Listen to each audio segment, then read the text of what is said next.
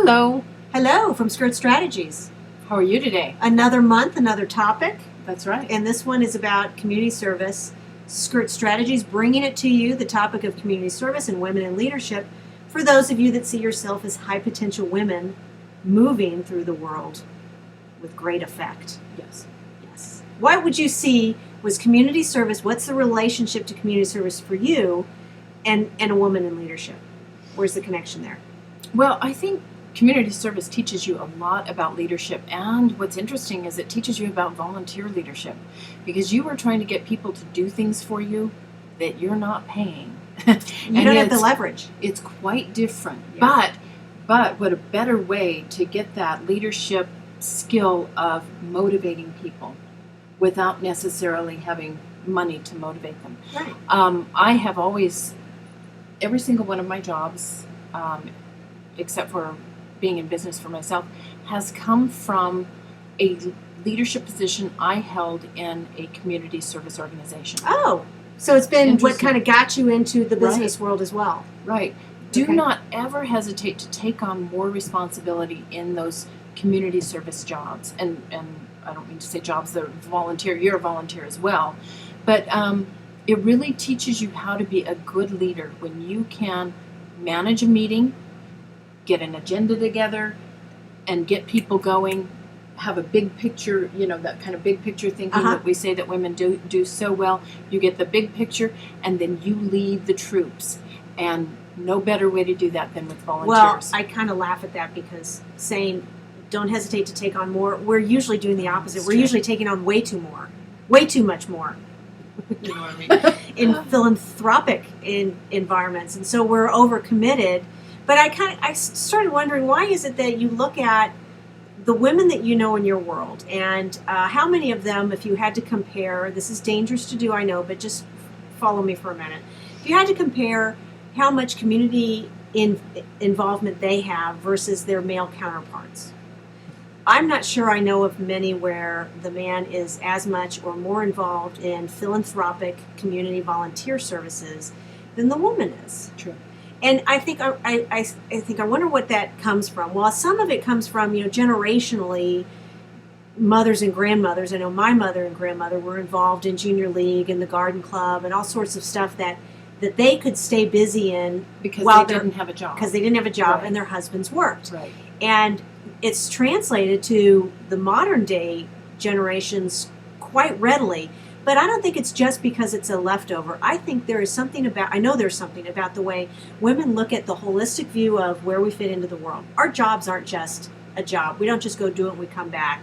We like it to have meaning. Right. We like to be able to make an impression or a difference in the world around us in our community. So to us, our job doing that is not much different than a community volunteer position doing that. It's just natural for us.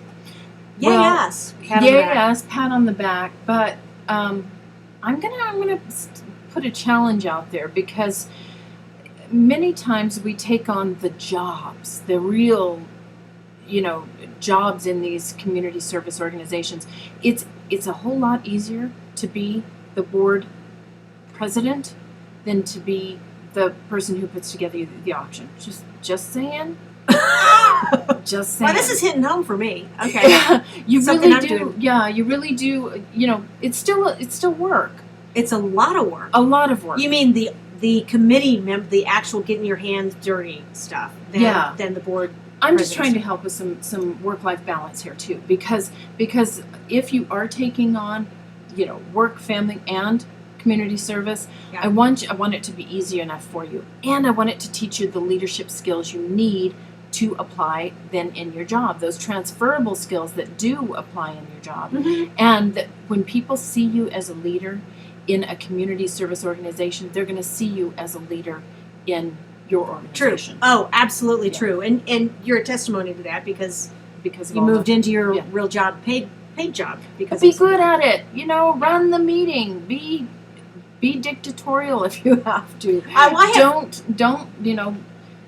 Well, I guess we should move Waffling on from or- here. Yeah, no. It is a great place to be able to practice your skills. Yeah. So I would leave our followers with two key points with that.